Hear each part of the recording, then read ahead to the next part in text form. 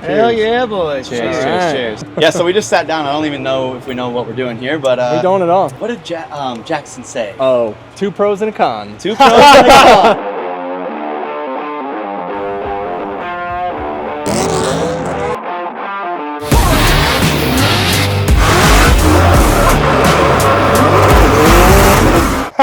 Yeah.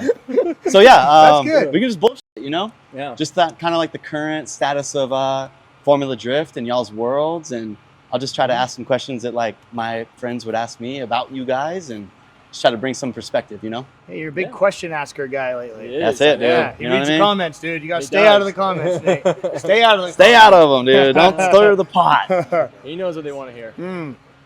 But yeah, so how you guys feel about drifting? Enough to come out here. What a question. Yeah. Well, You we're know, in- it's Well, very see, yeah. different. My feeling when I started drifting and my current feeling about drifting is very different. Not that what I'm feeling is negative. It's just so different. yeah, And I don't know if people can quite understand that this is a job. Yes. I don't think people quite understand how much of a Yeah. job it has become for us. And don't get me wrong, like I like working hard. I Yeah. love working hard. And so I love coming out here, which is hard freaking work. But it's very different than like that sheer unbridled enthusiasm that you experience when you're like the first or second year drifting. yeah, absolutely. Very different. Well, Chris, That's a you're very like good way a to put it. super OG, but remind me how far off on, like, how far in the split were you guys when you started? Like, when did you start drifting? He had already won 2 championships. Exactly. Right. No, we battled in 09, right? Or 10? 11 was my first year. It was Sonoma, 11. 2011 at Sonoma. So I Okay, think you 'cause were we battled double Sonoma. champion. Yeah. Just one. Just one by Just then? one, yeah. Oh. So. Oh yeah. But, Yeah, it yeah, was, yeah. yeah, I mean, same for me. You know, I know we've been like talking a lot about drifting, especially Formula Drift and the events and some of, you know, the changes that have been happening this year. And what I've noticed, it's not the same thing. Like, we're not sitting here trying to bash on it by any means. We're just talking about, you know, where we are now, because like you said, it is a job. It's very Yeah. dead serious, you know? And what got us into the sport is not what is exactly what carries us today, Right. but there is still some of that fire, Yeah. obviously, of like, we love drifting and love throwing the car sideways and just that sheer feeling of controlling it, you know, through the corner. But yeah, it has obviously turned into a full-time job. But And you so- still get those small blips of that feeling. I When even you got win. it. Like, when yeah, you win, but, not, like, not you- just an event. I'm saying like even a win could be like in practice. Oh, yeah. You have that good run. They comes over here. I was like, Chris, I'm fucking like that was saying, it. I'm just like, yeah. like that's what does it. those Yeah. small moments and events like Grid Life and dude, even when we did our test laps at Englishtown on the road course, that again, it was just like we were both pumped. We hop out of the car like freaking Yeah. kids, like, Yeah. dude, that was sick. That transition. How did you see that? And Yeah. like those small moments are, you know, part of the reason why I am able to keep doing it because, dude, Do you think it's a that's lot of because work. it wasn't competition? Dude, right? the competition It was side of things testing. changes everything. It does. That's what I'm And getting at. even when I did World Tour, Yeah. like you still feel like you know it's a competition. Yeah. You know it. And I'm Yeah. like, Of course. I don't give a shit what happens at all. Yeah. But it's still a competition. Deep Yeah. down, your gut feels it, dude. Yeah, Oh, it's- yeah.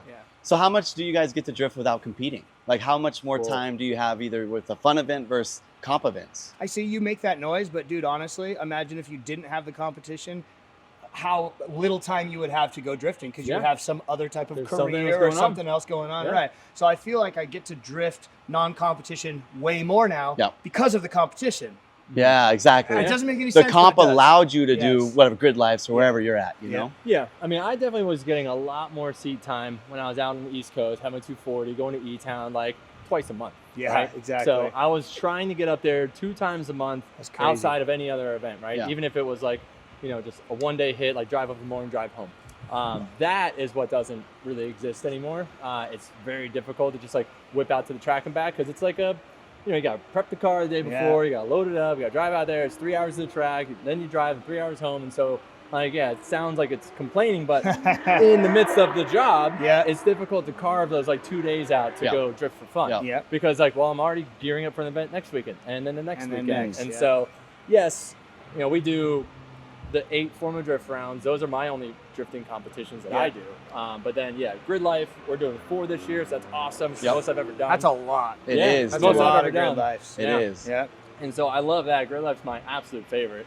And You then know, you go 'cause we're think, just you're like, okay, crashing. I have a spare weekend. What am I going to do with my spare weekend? Are you going to choose drifting? Because I Right, don't. right. I definitely don't Family, choose a drifting. boat, Yeah. beer, something. you Because know? we're doing yeah. like- Way more, yeah. Like we're doing like 20 plus events. So Yeah. like half of our weekends per year are spent at Yeah. a track. Yep. Yeah. Whether we're, drifting or it's some sort of appearance or Yeah. something like that. Like, yeah, we're half of our year Yeah. is spent at the track. Interesting. Yeah. What do you do not track things on a weekend? You have a next Home. weekend, you got a free weekend. What do I'm you do? home, Are you like, dude. I'm not even going outside? I can count the weekends that I get like from spring to fall on my Yep, hands. yep. You know what I mean? Oh, yeah. Like there's like maybe But like your, But what do you seven or do? your eight. What are thing you of gonna choice do? is like What am I chilling gonna at do? home, trying to I- unwind, phone away. I'm working. No. Still at working? No. It's Fuck, like, dude. I'm home, and so I justify the not going like to an event or something else because Yeah. like the laptop's always open. Yeah. You know that whole like 5 o'clock on Friday slams laptop shut. That does not exist. We haven't had anymore. weekends in Phone's always years. in Yeah. the pocket. Yeah. It's always on the table. And like laptop's always open. It's like,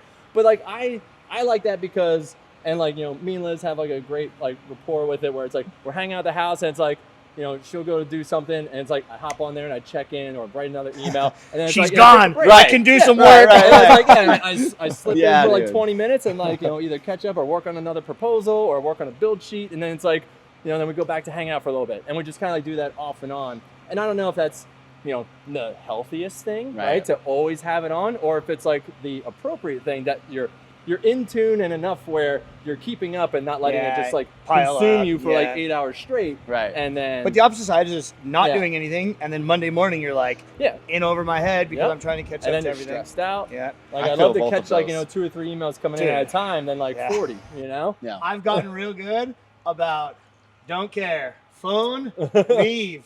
Me on the water. Don't care. Yeah, I need Oh, that. Real good. that's different. I've Yeah. gotten If you're going out real on the good water, at it. yeah, I would Yeah. definitely be doing the same thing. Yeah.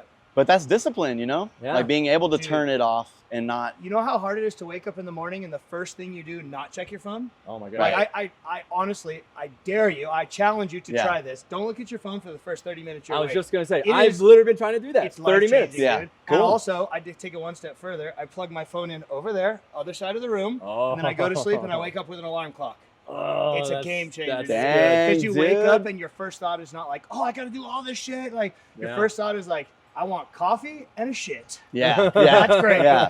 Yeah. It's a peace of mind. Yeah. Yeah. That's what you're Yeah. worried about. You're not, first thing that you're thinking is not work or Yeah. this. It always is. Because it's for me. there, bro. It's It there. is. It's gonna be there Yeah. in 30 minutes still. Yeah, yeah. You know, so exactly. yeah, but I've read that and I've actually been trying to implement that literally the past like 2 weeks So of hard. trying to. It is hard. Like I keep the phone there, but I have been trying to like just like wake up and like just have that moment before you just stare at the phone because Yep. like it's an entire like how your brain comes out of it's I don't quote me on it, but it's like the delta, theta, Whatever the your sleep brain Right, cycles right, are. yeah. I Yep. forget which one, so don't quote me. But when you're coming out of your deep sleep and coming into your like awake and focus status, if you like zap your face and start trying to like process things Yeah. right when you Yeah. open your eyes, like it can cause Your like brain melts, dude. irritability and Dude, things like yeah, that because you're like right. you're not fully there, Yeah. Yeah. and then you're gonna just get frustrated quicker.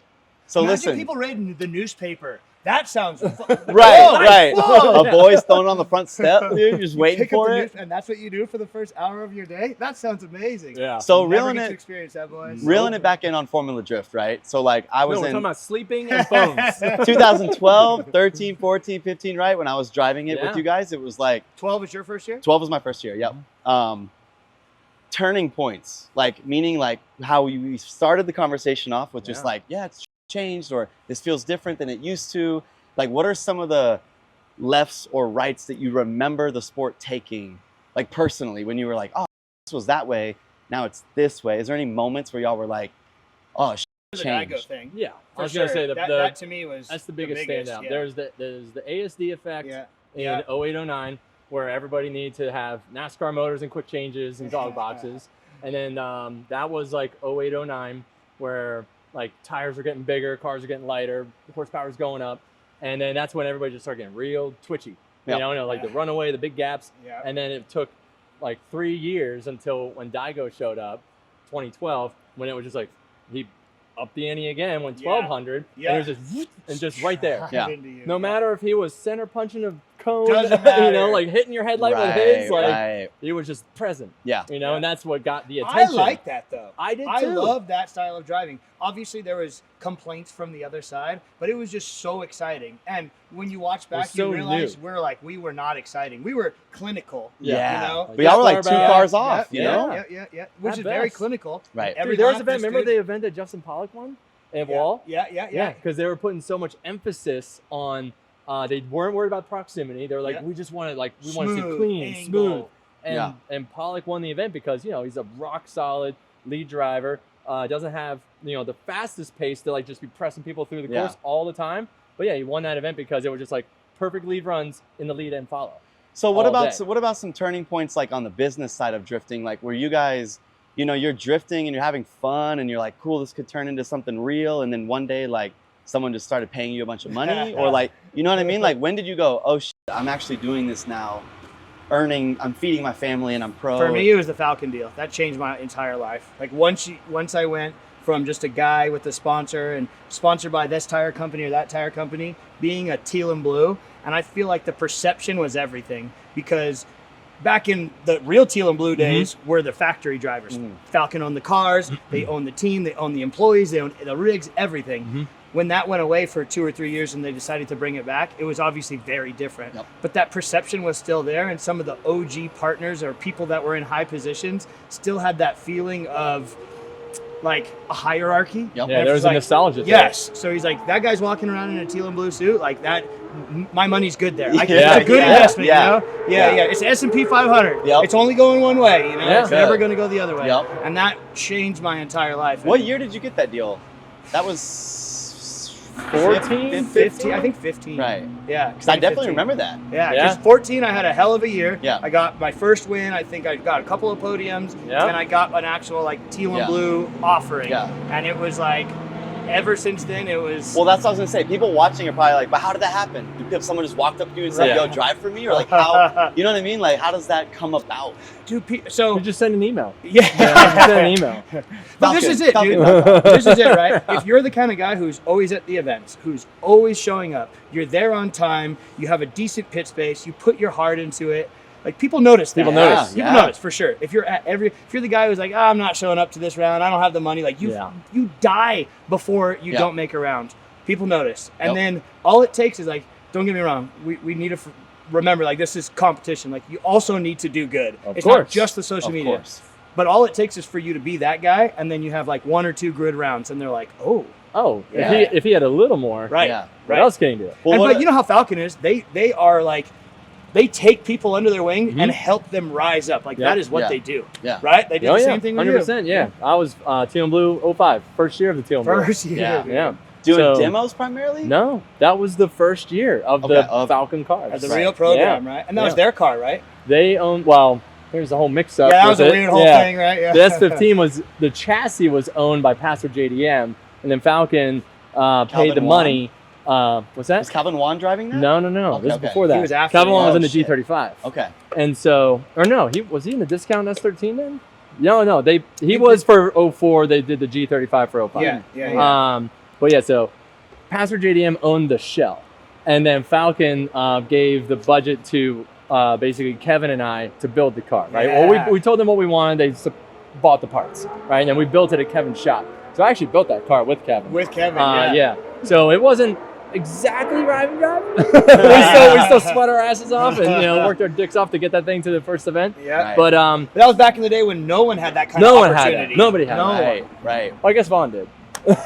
Yeah. We finished Vaughn's car for him too. Right. Because that thing missed the first round. Yeah. So we brought the car to Kevin's shop, Yeah. and we got that thing running down to Atlanta God. for its debut. But anyway, yeah, it was I would say kind of same for me. But we were so young then. Right. That we had that deal, and we're still just not switched to full pro mode. We're just still parting our stupid faces off and Like just things just weren't that developed yet. no, Like not at all. so you I don't. Was it the NOS 23 deal years then? old. That Yeah, it was- was a NOS deal yeah. for me. It was 08. Yeah. So, because then it went 06 was Falcon, and Falcon again with the Sears car, Yeah. and then lost that ride, had to rebuild 07 with the Z, and then like what Matt said, same thing. Lost the deal, but didn't just drop out, showed up on a shoestring budget, picked up a little trailer, and almost won the championship that year with like no stickers on the car. Yeah. Like we had a Maxxis tire sponsor, a little bit of help from a couple other people, and we made more money in contingency that year than I started the year off with in sponsorship. So winnings. That's what carried us through. Dude, speaking of Maxxis, I got my first, Maxxis was my first free, no strings attached, stickers for tires, that's it. Damn. No expectations other than that. Yeah. Like, because obviously I was doing pro. Was that a Z1? What tire was that? Z1 Drift. Z1 Drift, yeah. That's right. And I remember I got this tire and I was just like over the moon, right? But they gave me just tires. Yeah. No support, no shipping to the track. They were just like, Yeah. you pick your tires up and those are your tires for the year. And then I show up, I'm like, so where's the tire machine? Where's this? And all the rigs are there, all the good, the Nitto, the Foul, everyone's got their sick tire rig. And I'm like, where's the Maxxis rig? And I go to ask Chris, he's just like, here, bro. Yeah. Like this thing, like out of his toter, you know? Yeah. And I was like, who's mounting them? And he's like, you are. You gotta know how to mount a tire. Yeah. God. That was like Long Beach, like pre-media day. Like I had no idea what I was doing, no idea what was going Wow. on. But yeah, this hilarious. guy himself, I think, mounted a pair of tires for me just so I could put them on my car to like go through tech and Dude. do all that stuff. So sick. Himself mounted a pair of tires. So I'm a on hell that of a point, tire man, I bro. remember, dude, I remember Chris helping me a ton as well. Like Yep. I remember the community of drifting helping the community of drifting like so much more. At least for me personally, back in the day, right? Yeah. Now everything's fairly competitive and everyone's trying to get theirs. You guys still got people in the paddock that you help out, or is it pretty? yeah. Yeah. I think so Rome all the stopped by time. yesterday for a fitting, like that stuff happens all the time. You know, people come by borrowing tools. It's a lot of borrowing tools and parts in FD more so than it's like mentorship. Yeah. That's like the people outside of FD you're trying to help. Like what I'm doing with Jackson, what I've done with you, and like Dylan before he was in FD. All that that. was an awesome thing yeah. we did, So yeah, but once obviously. you kind of land in FD, you're like 90%. Yeah. Yeah. You should be able to kind of handle yourself, unless you're working with the team, of course. Yeah. So maybe you guys could teach us a little bit about like your actual team's dynamics. Like I know each team's different, but like how many people are employed? What roles are very needed in a Formula Drift setting nowadays? Like you got someone doing social, someone spotting, the athlete, obviously the driver. And Matt's deal is definitely very different than mine because you have your whole shop. Yeah. So he's running a whole Two sides fab of shop. things. So my shop, we only work on our own stuff, our own projects, partner projects, things like that. But yeah, you got customer bases. You guys are cranking stuff. It's very different because there's almost two sides to Drift Cave Motorsports. There's the actual race team side. The sponsorship money comes in. There you have guys who only work on the race team, and then you have full-time guys at the shop. And I think that there's how much crossover is there? I try to have virtually zero crossover. That's the goal. Right. Mm-hmm. The most that there's crossover, it'll be like Adrian, who's like the man in charge, the big dog employed at the shop. Adrian, can you come help me on this? Or he's really good at like sheet metal, and I'll be like, can you build the sheet metal thing on my race car? Like after hours, when you're all done, like, can you build this for me? Because I don't have the patience to do it. Once you're off the But clock, that's brother. it. Right. Yeah. When you clock into my time, which is free time. Yeah. But I always have him do stuff that he's very talented at, Yeah. especially on stuff that's like the C8, where I know this is going to take 8 hours. I'm like, do I have 8 hours across the next 60 days? I'm like, no. Can you do that? Yeah. But that's got to feel good to kind of have a business that could help the drifting if you needed it. For sure. And I think that we're huge in the drifting community because as far as being a drift-specific shop in the Bay Area or in California, there's like, once Dan left, there's nothing that you can take your drift car to and just be a customer. So you building your own drift cars created that business. Absolutely. Cool. Oh, It's always cool seeing like customers drop off their car and then I'm there wrenching and then I hear them like Chow, my business partner, who's also my spotter, giving them a tour around the shop, and they're like, holy he's here. Like I hear that, and I look up and I'm like, I'm here every day. Like, this is where I am every freaking day. This is life. And for me, I'm obviously very fortunate that the shop has been there because the shop can provide means for me to work on my car. It pays the bills. It employs my business partner, who is also my spotter.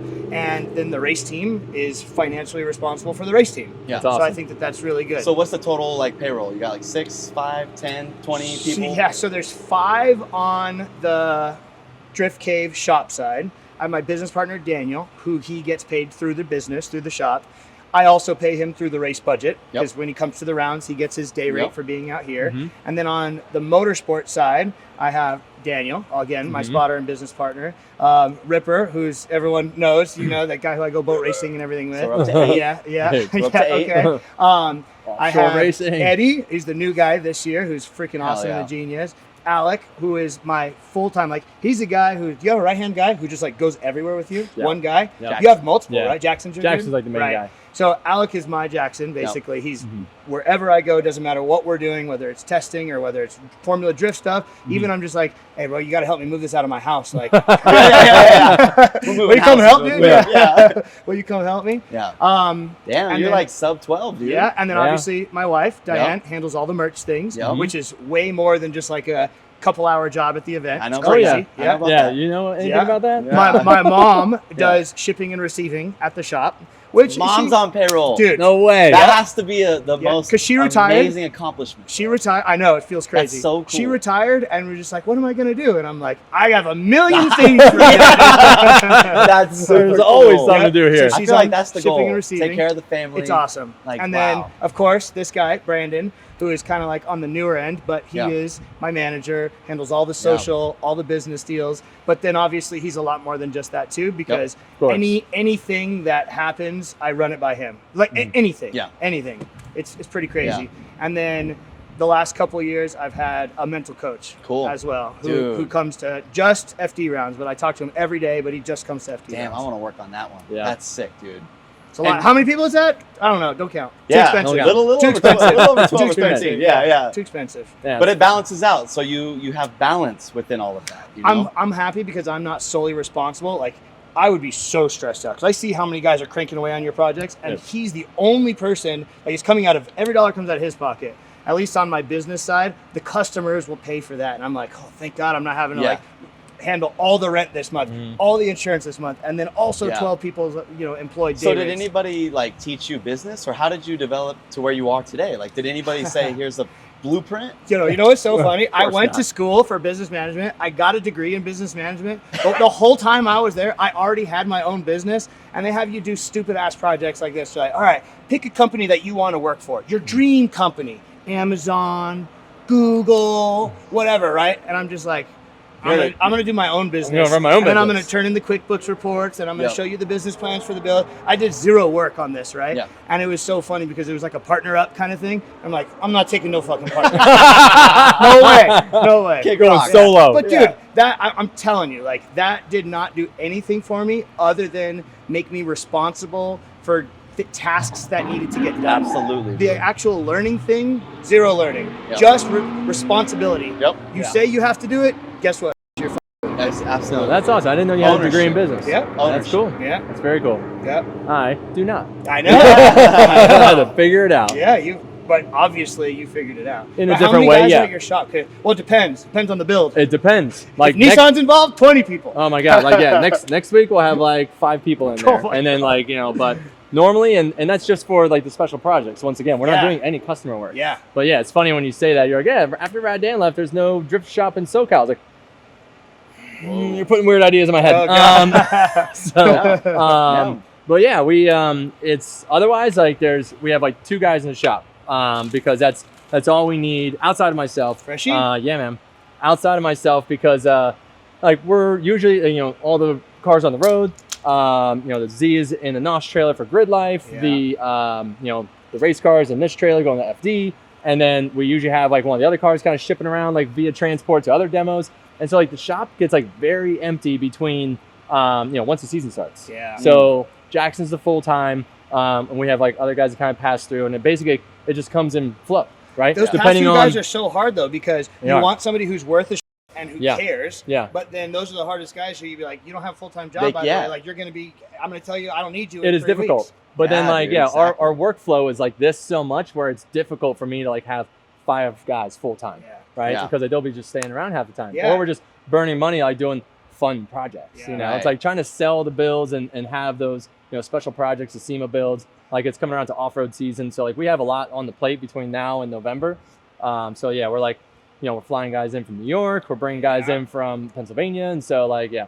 And I I find a how it lot is, of the too. good guys are from the East Coast. Well, you know how all those California boys are. It's the same people that get passed around from team to team, get fired from that one, hired at this one. You Yep. stop seeing him over there, Yep. but he's working at homie shop, prepping the car and ripping the front end apart. Like, it's the Yep. same, Yeah. especially SoCal, dude. Oh yeah, Yeah. I know. It's really hard to find good work, Yeah. good workers. Yeah. So, yeah, we Jackson's my full-time guy, and then on the FD side we have Pierre, who he runs his own shop. So he's probably like, I've actually sent customers to him, like Yeah. people that hit me up for work, send them to Pierre. Yeah. Because he runs a little shop over in like by the airport, by LAX. Oh, nice. And so Blood Motorsport, they do killer work. He's an amazing fabricator. So he comes in every week, part-time. So he's working at his shop. Most of the time he comes down to ours for 2 days a week. Yep. And so we basically like kind of pile up the fab work. Yeah, And then Pierre comes in and knocks it out. Knocks everything out. And we That's crack awesome. up because, like I always say, when Pierre's in the shop, there's a 4.5 running all the time, and that Yeah. torch is red hot Yeah, on the welder. Yeah, that's And how so, it should be. yeah, he just hammers. And then we have Cam. He's from Indiana, so he flies in. He's more so on like the watching over the engine, watching the data, things like that. And Yeah. like he obviously can I like Cam. He's such a Cam's good dude. rad, yeah. Yeah, Cam's and a like real good dude. he can obviously turn wrenches, like slam transmissions, clutches, and swap motors. But for the most part, we have him like focusing on the engine side and communicating with John Reed. He's our off-site tuner. Yeah. John Reed is an absolute beast. Oh yeah, we didn't even talk about remote people. I was just gonna say, Oh, I forgot about Yeah, that. yeah. That's what I'm He's saying. up to 20. The other end of the laptop. That's up to 20 now. Yeah. Yeah. Jay for me is on the other end of the laptop. Like those guys put in serious hours. They do. Like you're like, all right, it's 11 p.m. I'm ready to fire this car up. Yeah. Stop what you're doing. Right. Oh my Jay. God. Yeah. Yeah. Jump out of bed. Your chick's like, where you Yeah. going, dude? And same thing, and the amount of part-time remote guys that we have, Yeah. right? Yeah. Like I have 2 CAD designers, I have 2 Oh, tuners. Yep. Yep. Cat Yep. guy too. Cat Yep. Chris. God. Yeah, we got Brian Hartstock Motorsports. He's like on call with us all the time. Yeah. We got our M fired up the other Mm. day on the new link setup. So, we got Owen who's working with us. He's from UNOH. We've been working with UNOH now, Oh, so yeah, we have that's a a whole cool like gig. intern program Yes. going. That That's is really cool. sick. Yeah, and who am I forgetting?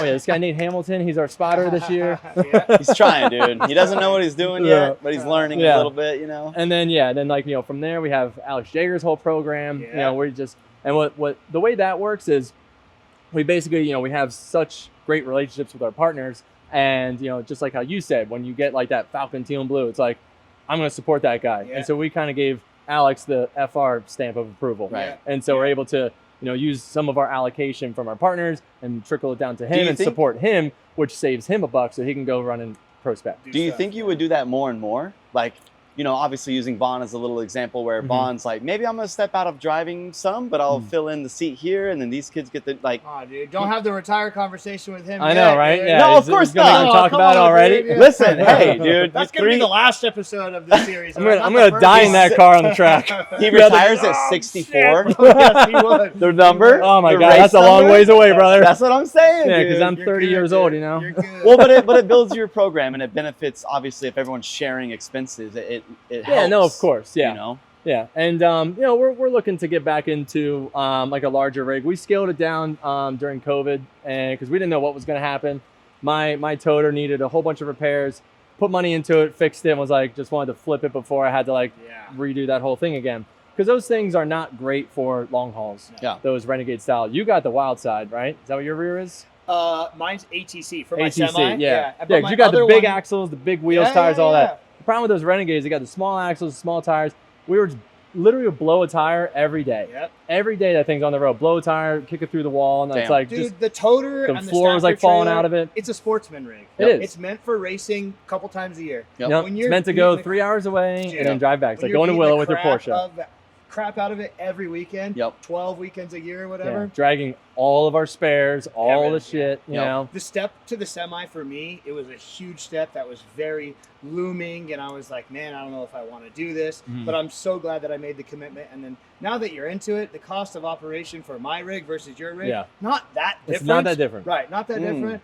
Your truck probably gets 8 to 10 miles to the gallon. We're fully loaded. doing 11 now. All right, that's yeah. pretty good. Yeah. Yeah. My semi did 5.5. Yeah, yeah. It's like it ranges from 5 to 7 or Yeah. whatever, and You're, that's you're paying that's $1 not- a mile just in fuel. Yeah. You know, about. Mm. Even with a pickup truck though. You know, not much better. Yeah, no. 80 cents. Yeah. Right. Nah, that's double. 5.5 to 11. Yeah, true. Yeah. So you're cutting your fuel budget in half, but you're taking a lot less stuff, right? So when I was doing the toter, you could take another space, sell that transport spot. You can make yourself, a couple grand, basically cover your fuel bill for the year. Yep. But yeah, like I said, I just need to get out of that rig because it's not meant to carry 40,000 pounds and go 10,000 miles. Yeah. Week in, week out. No. They need to have a couple Porsches in them. They drive the track. Yes. You go race them. One set of tires. Yeah, That's exactly. it. You're not dragging all the activation stuff. You're packing them to the roof. Yeah, Gnarly, dude. Gnarly. Yeah. So we'll probably scale back up here again. I highly doubt we're gonna just run that rig. Yeah. Forever. Yeah. I want to get back It's into a something. good Just rig. trying to figure out what it is. Gold Oh my Rush is god. a sick trailer. Papadakis ran that exact style trailer for Forever. almost all their Yeah. championships. Yeah. They just scaled up 2 years ago. Yeah. But he went 12 years in that gold I know, rush. it's awesome. Yeah. Well, Yeah, let's he- transition into some FD talk, dude. Yeah. As far as your seasons this year, how you guys feeling about your seasons? I know, Chris, you're I'm having the feeling great. worst season you've ever had in your I'm literally career. having my worst season ever. And Matt, That's a you're fact. doing pretty well. I wouldn't say pretty well, but if you look at overall my entire career, I'm no complaints. Yeah. No complaints. It's tough though coming from a championship chase 3 years in a row, Yeah. and then kind of finding yourself in the middle of the season and knowing it's not going to happen this year. Yeah. And just knowing that, and it's not it's not a big bummer. Yeah. But also it's a totally different dynamic. Yeah.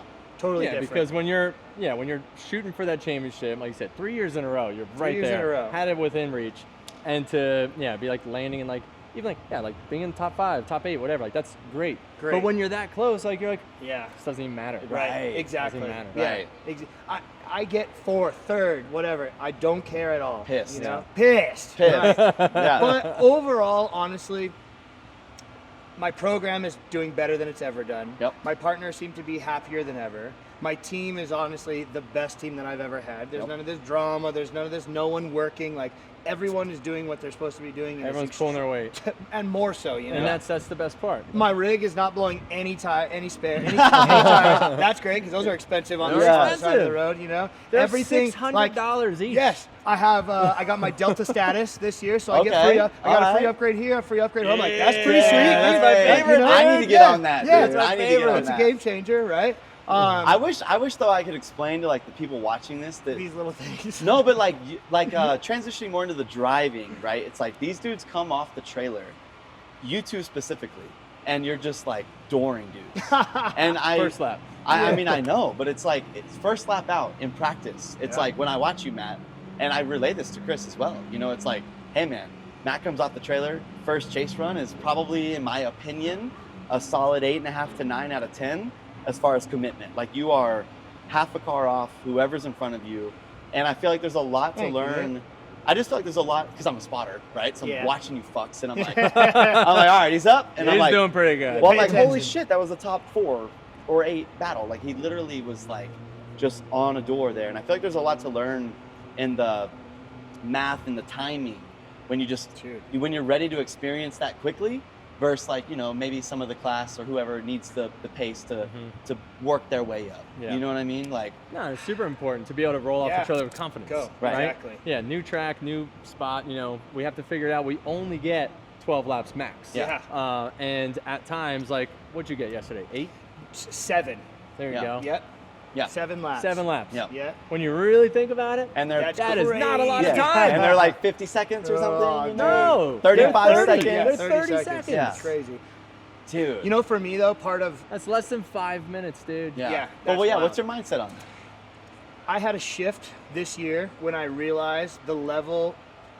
Every year everyone says the same thing. Oh, Yeah. the level this year, the level this year. That could be traced back to the first year that we started. Of right? course. But I noticed I'm shit is different. It's This very is different. crazy. This is so crazy. So I put a huge amount of emphasis on my chase game this year, where in years past, I know for sure I've won battles solely on my lead. 100% guaranteed my lead is what won it. Yeah. And I've just had a shift where I'm like, I'm done being that lead guy. I'm ready to be that chase guy, and I'm ready to take risks, and I'm okay with running into people, and I'm okay with messing up my car, and I'm okay with wiping off my front bumper, and I'm sorry about your rear bumper, but I really don't care about your rear bumper ever. Best I've just feeling. made This is this what we've been shift. talking about all year. And that shift has happened like due to necessity. I'm not trying to get left behind. Right. Yeah. At all. Right. And I feel like it's sink or swim here. It's been that way since day one, and I'm very fortunate that I've been able to like rely on skill to get me here. And now I need to rely on discipline and learning and making myself uncomfortable more often than not, so that I'm comfortable in those uncomfortable situations. Exactly it, dude. Yeah. And that's how we've been, talking this year. Like we came into it thinking like same thing. Can't be like it used to be where it's put down solid lead run, like the guy usually makes a mistake. Yeah. That was 10 years ago. Yeah. And we know that. And I honestly feel like same thing. We're having one of the best seasons. We're not having the best points. Yeah, round. results. Exactly. But the car has been performing beautifully. We're on the same engine still. Knock on wood. I'm not gonna. I'll say it. We'll see how tomorrow goes. But yeah, but yeah, we're going into the 7th round, same motor, so we're trying to get the whole season out of it. Yep. That'll be a first It's for amazing. 4 years. Yep. Yeah. And just because we got a lot of shell shock because we smoked a motor in like 4 rounds before, so we started swapping them every 4 rounds. Yeah. And this year I'm like, nah, it's gonna hold. It's gonna hold. We're gonna let it go. And we keep checking on it, and it's all there. So yeah, the guy's doing an awesome job keeping the car together. It's driving better than it ever has, and that switched on that test day. Yeah. Because I couldn't door him in the chase, and I was pissed. He was so mad. I was I so could mad. see. I know. He was so mad. I know, dude. Yeah, and so we literally, I don't know if you saw, or we're cruising the pit on Friday, but our off day, like today, we had the entire back end of that car on the ground. We like hit the reset button on the whole back end of that car, and that thing came out lifting the front wheel and the next day. Yeah. So we got the car driving better than ever. The engine package is better than ever. The team dynamic is incredible. yeah. We're literally talking about it at breakfast today. We're like, dude, this is like the best team we've had in like 5+ years. Yep. Yeah. Like everybody's jiving, everybody's positive. Like we said, everybody's pulling the string. Yeah, you don't have mid-season fires and rehires and this guy coming in. And Yeah. So a lot of good. A lot of stuff that you guys, like the viewers watching, don't see is like in the drivers' meetings. I feel like you two are also very vocal at like, you know what I mean? I for it all the time. Dude. But it's a good. So like it's my questions. first year as a spotter back in FD in a while. So I've been away from it for a minute. But I come back in and I'm like so proud of you guys because you're willing to raise your hand and be like, yo, what up? Please make this make sense, or yo, what up? I'm kind of confused here, or and the class wants to ask that, but I think so too. Certain Yeah, statuses of drivers, like the way I was like explaining it to like my mom, right? It's just like certain drivers, full career and business is based on them being an FD, and if they say something in a driver's meeting or they feel that they get shunned or whatever from the sport, bro, they're just gonna be quiet. This is their whole world. They're just gonna just sit in the driver's meeting and be quiet, and whatever you say, okay, cool. But specifically, you guys are like, yo, what up? Got a thought? Tell me about this. So, like, what do you feel about, like, I don't want to say the judging necessarily, but like, what are we battling as a sport right now, as our ecosystem? Nothing like specific. The biggest thing I think that we're battling is the consistency between calls, because I mean we've seen the rules flip flop like a couple times this year with like certain contacts and things like that, and so that's the annoying thing. We went from like 3 tires off of 0 to then 2 tires, and we're back to 3. So like that I didn't agree with when we went to 2. I'm like, you shouldn't be, second tire on a white line and you get a 0 for the whole run. Right. Like that, we're moving backwards. That was when we had the 0 cones. You tap a cone, you eliminates the whole run.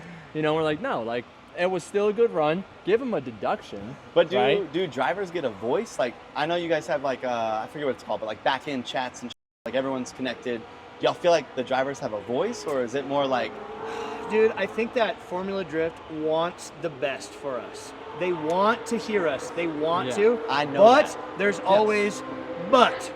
And those buts, we will never know. We can never even fathom. But they're there.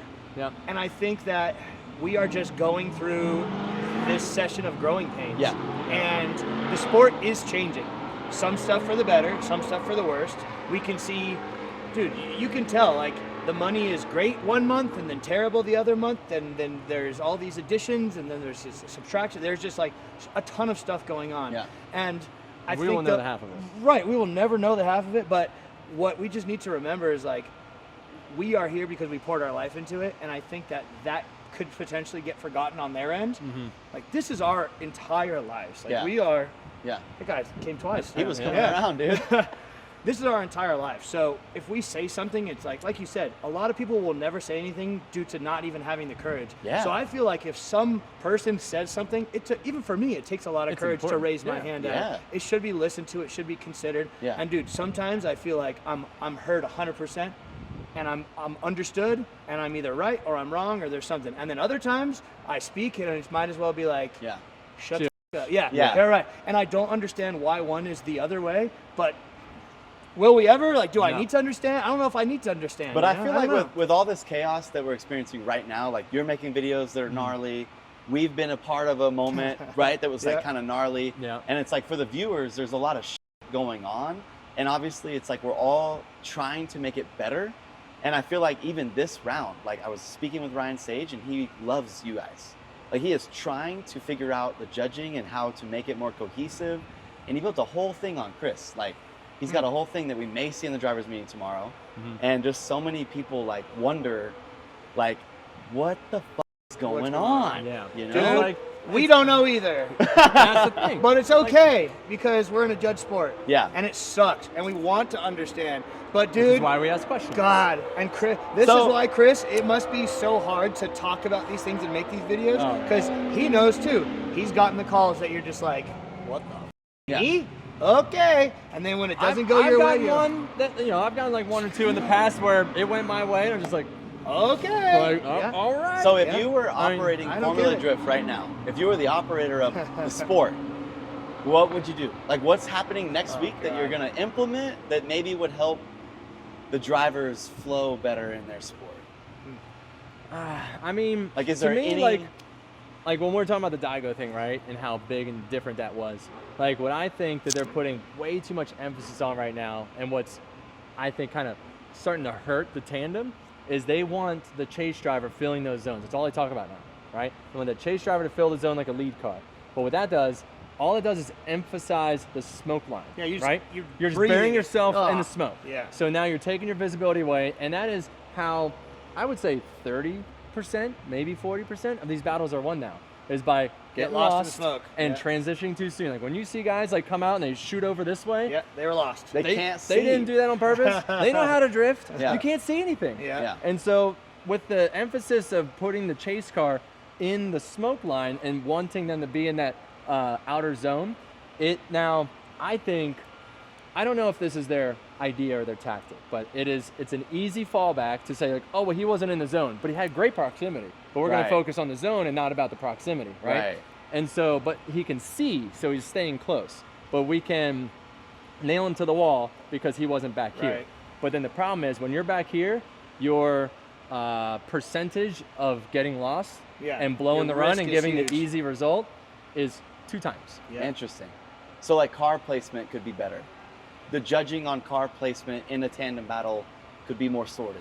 I think that if the front tire of the chase driver exceeds the front tire of the lead driver, that's where you can start to complain. Yeah, it's too much. If it's in the same line, that's fine. I don't think it needs to be on the rear quarter filling the zone the same way the lead driver does. You're literally just getting pelted with the smoke. That's bad, dude. You know what I mean? Like the smoke comes up to the rear quarter, right? So the further back you go, like I said, you're just moving that cloud forward. It's that simple. What do you think, Matt?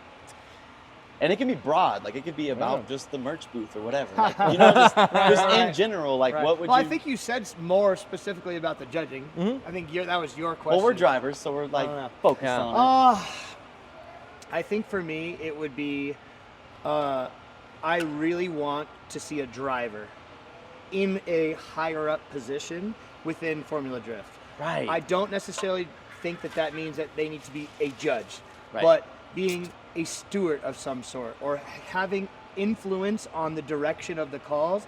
And there's so much that's happened. So much. I mean, like Robbie's the closest that we have. I'm sorry. I love Robbie. You are totally right, but that is a different era. Well, that's what I'm saying. It's the closest that we have. And that was still almost a decade ago. It's hard to explain like when the judges don't necessarily drive at the level they're driving now. but they're calling what they see Totally. and feel that And y'all dude, are doing. Like I said, we don't need Justin Paul. I would love if he was a judge, That'd but be we don't sick. need him to be a judge, right? That's not what I'm saying. But if they were able to have a discussion with him during practice, and he can just give his insight on what happened during that transition, and he can say, I like this about this zone or that inner clip, just having a driver's point of view from somebody who's been to these tracks, who's experienced these blind transitions, and just, this is what I do at the driver's meeting all the time, just so you know, right? That's all you need. I say that at the driver's meeting all the time. Hey guys, just so you know, and then I just tell them some things. We can't see shit. Right. Yeah. Like, So if This is somebody how we like feel. Justin was there to tell the judges during their huddle watching practice, just so you know, like, this is what happened, and that's why, and that's why, and that's why, there's no way they understand that. There's no way. And dude, not to hold it against him, like, no one can understand it until you're right here, buried in smoke, with your foot to the floor, with your Yeah. entire life on the line. Basically, Counting yeah. beats. Basically, Counting beats basically your blindly. eyes closed. yeah, literally. Yeah. Yeah. Go drive down the road, a fully Close empty your road eyes. by yourself, and close your eyes for 5 seconds. Yeah. And tell me how that feels. Yeah. It's terrifying. Terrifying. Yeah. Now do it full throttle Yeah. behind another car. Yep. And wonder what's going to happen. I but just what I was think going that to say they're was, just- I don't yeah. know if you know this. I don't even know if this is like public record, but Justin reached out. Yeah, I've heard He reached too. out for a position. I don't know what it was. Cool. But cool. no, before this year, didn't Oh. get it. Yep. Damn. So, But again, maybe he wants to be a judge, and maybe he's not I the don't know right what he person was to be the reaching out judge. for. Maybe there's a certain like amount of years that they feel like on their back end. Maybe they're like, dude, 3 years is way too soon. You Yeah. have all these connections with all these homies and these. How do That's we what know? I'm saying. Right? I don't know There's what- there's I don't know something what the there. reasoning was. Right. Yeah. 'Cause And they there would- could have been like that. they Like, would you be need this crazy. much separation. Totally. But just I think when Kashan, right, he was the pro spec driver. He was kind of being that driver steward Yep. position. Yep. I think there was improvements in that year, and there was some calls that were seen in certain ways only through a driver's lens.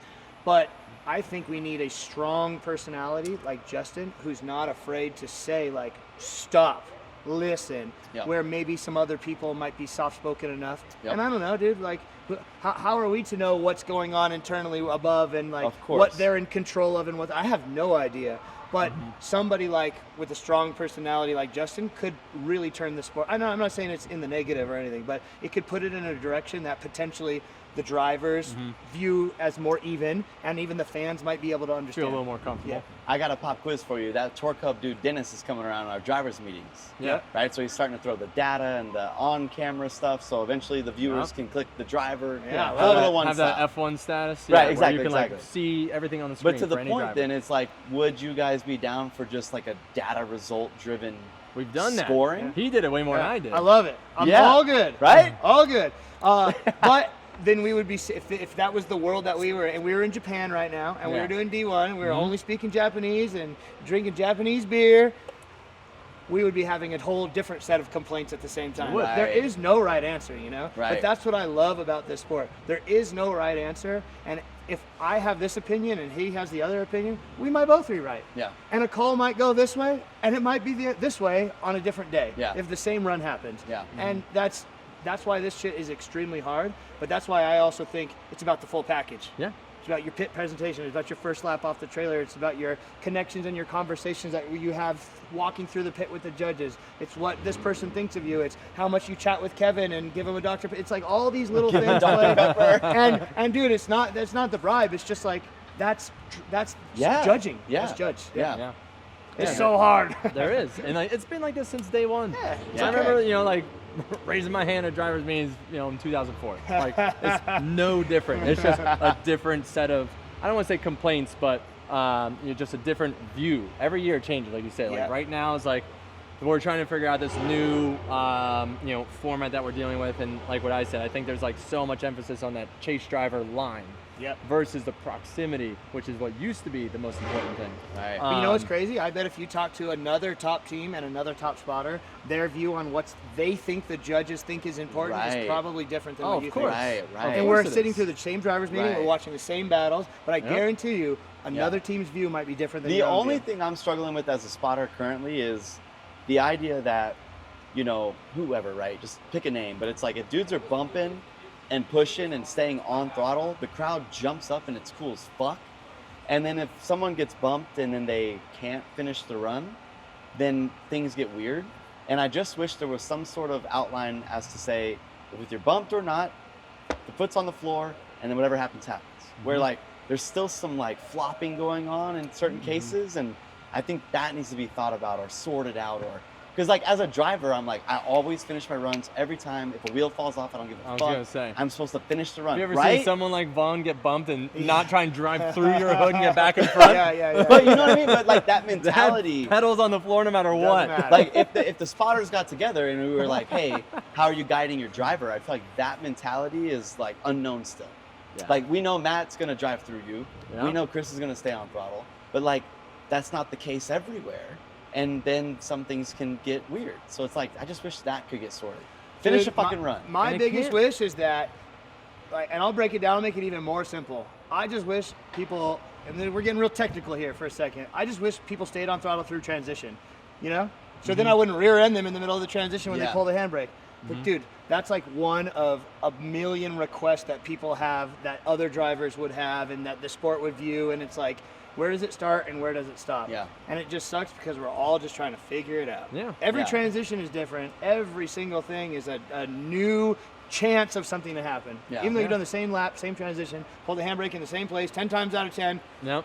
Doesn't Then, matter. yeah, then you hit the Crazy. top 8 and it changes. Yeah, Because you get a little more drive. Like St. Louis is the hardest one. Tough. St. Louis is the hardest track to transition without being on the brake. Because you're coming out of this corner, it's like, oh shit, I gotta be going that way. Yeah. You like rotate the car over the front end, and So yeah, weird. it's not ideal. But yeah, Yeah. like almost every other track, you can transition on throttle. You can, as in you Right. can and you You should. can, Yeah. yeah. St. Louis is easily the hardest one to do it. And that's why I appropriately. think having a driver helping to guide the judges, seeing these minute details Yeah. goes a long way. Because a handbrake in the middle of the zone looks like nothing when you're all the way over there. Yeah. But when you're oh my freaking god, Yeah. what an That's idiot! You everything. get on the radio. Did you see that guy? Yeah. Bro, how cool would it be at minimum if they just had to ride with you guys?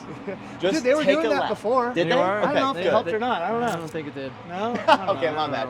Just Yeah. sounded cool, like for them to experience it, like It was here last year, right? Long Where they Tane started. jumped in, Yeah. and he literally in the driver's seat next morning was just like, I don't know how you guys do it. Yeah, you guys are crazy. That was Like, it. I don't know how you guys do it. And then he left the next event. gnarly. But that was like, Yeah. you know, he basically, or maybe that was 2 years ago. But Yeah. I remember it was this track. He, was He made an mind-blown. effort for sure. Yeah, and, he's and so did mind-blown Chris, at Chris what Yule was when he was judging. He He did, made an yep. effort to try to learn, Yep. and I think that that's great. But you can take one ride, like in one person's True, car, one true. lap until the day you die, and nothing compares to Yeah. doing what we're doing. It's just Absolutely. so Oh, yeah. different. It's so gnarly, dude. Yeah, Yeah. y'all are killing it. Any other value we should bring? Victoria, how far out are we? I was just gonna say we are about to hit the 1 hour mark. Oh, damn. Wow. That God. flew by, dude. That was nuts. That was I thought sick. you were going to say 30. No. Well, yeah, we can wrap up. Anything you guys Yeah. want to mention? Or you guys feel good?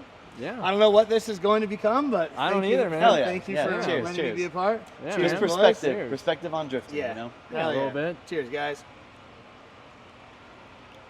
Sick.